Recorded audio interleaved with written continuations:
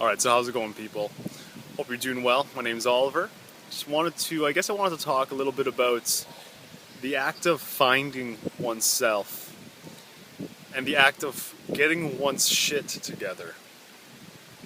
And the reason I want to talk a bit about this is because there's a lot of people that resonate with these ideas of, finding yourself, soul searching, getting your life together, getting your stuff back in order, getting sorted. And some people might be looking for a new career path in life. Maybe they're trying to get out of detrimental relationships. In other circumstances, they're trying to, get rid of horrible habits, trying to take on new, more powerful and more powerful habits that actually serve them. So I guess I want to talk a little bit about my journey a couple of years ago when my self-discovery began. And ultimately, it was when I was overweight. I was about 45 pounds heavier than I am now. I was almost 200 pounds, and I'm about 5'9", 5'10". And I was in horrible shape. I wasn't taking care of myself. I was in university. I was eating, half a dozen Krispy Kreme donuts in one sitting. I'd supersize everything that I ate, and I really didn't care what I was putting into my body. I wasn't really educated about nutrition. I didn't really take care of myself in any way. And the people that I was surrounded with at the time, that we did the same thing. We weren't really educated. We weren't really exposed to ideas of, how to take care of yourself, what to put into your body, what your body needs, and how, drinking pop every day and how, eating out all the time, especially the fast food restaurants, can take a toll on your body. And when I look back at when I first started, I guess, finding myself, when I first started doing personal growth type of work, it really started with a sense of vanity. It really did. I wanted to look better. I wanted to feel better.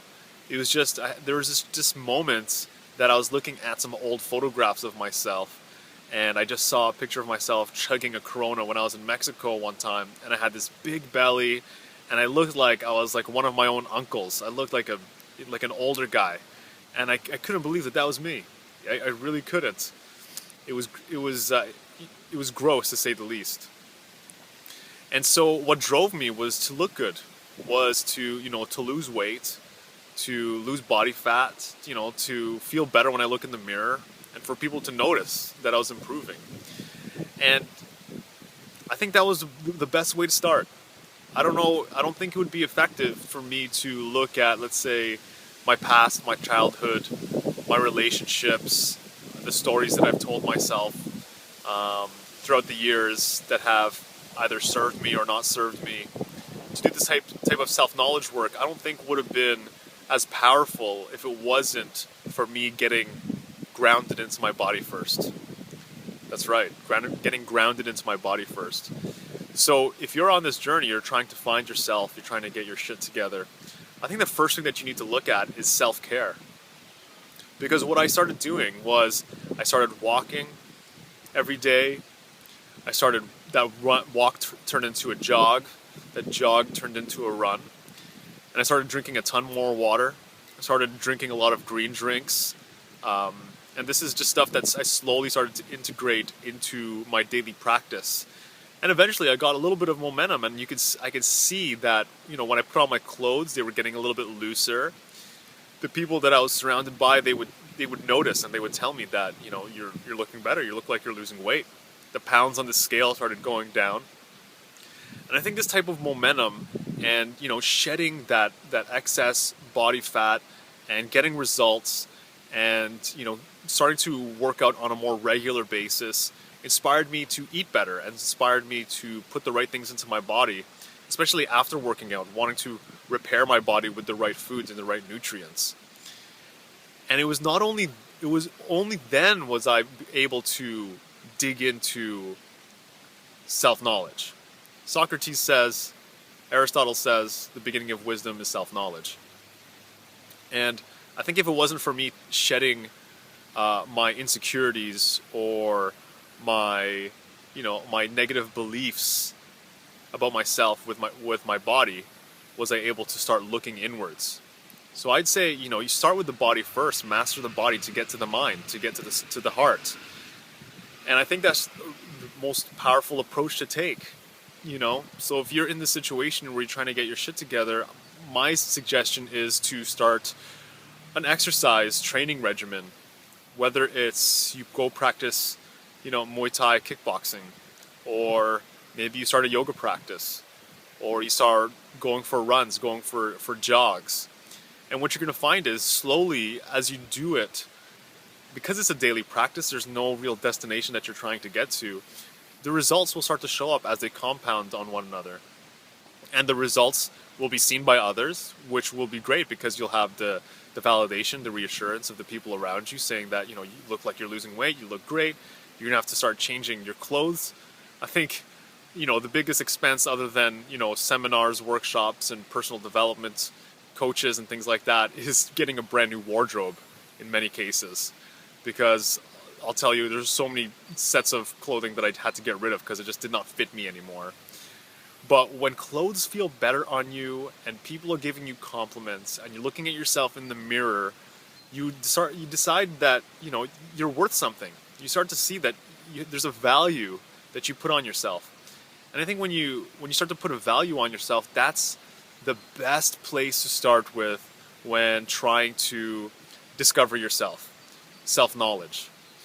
Because how are you going to dig into the truths of your past, the truths about yourself? How are you going to take off the masks, the layers of yourself when you're covered in the layers of your negative stories about yourself, in your body, your physical appearance, the clothes that you wear, your insecurities, the way you carry yourself, your posture. Your posture will change as you start to get healthier, you start to get fit. You'll start to, have a lot more energy. You'll start to have a much more positive attitude. You'll start to gain momentum. You'll start wanting to hang out with the people who are fit. You'll want to be more inspired by these types of people. You'll start consuming content on YouTube and books and magazines that have to do with getting fit, getting healthier. And yes, it starts with a little bit of vanity, but I think, you start with these outer layers first, break them down before you can break down more like the deeper stories, the deeper habits that are inside your head and inside your heart.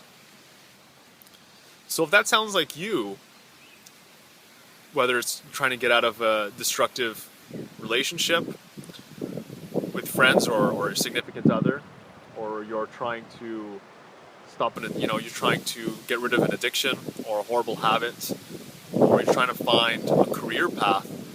A lot of these things, I believe, they're an expression, they're an extension of ourself.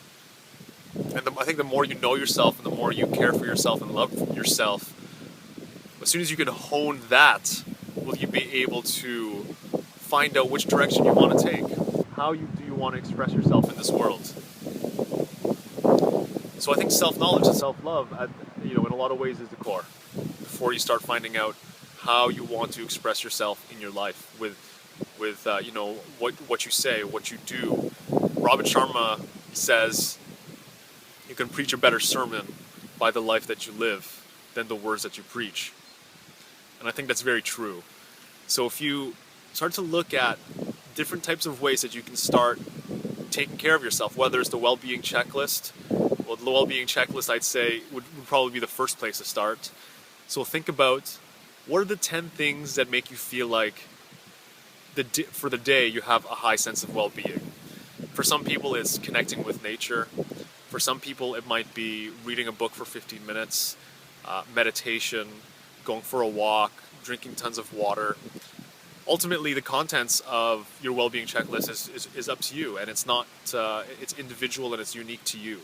But what's important is that you start looking at it and just start seeing that these are promises that you're making for yourself. And as you look back throughout the days, throughout the weeks, you can start seeing, are you fulfilling your promises to yourself? Because the well-being checklist, number one, it's integrity. You're making these promises to yourself. Are you fulfilling your word? And then number two, it's tracking. You're starting to track it. You're starting to track results. Because not only will you feel that you have a higher well-being, but you can actually prove based on numbers and information and evidence that you are taking care of yourself. And then number three, it helps you gain momentum.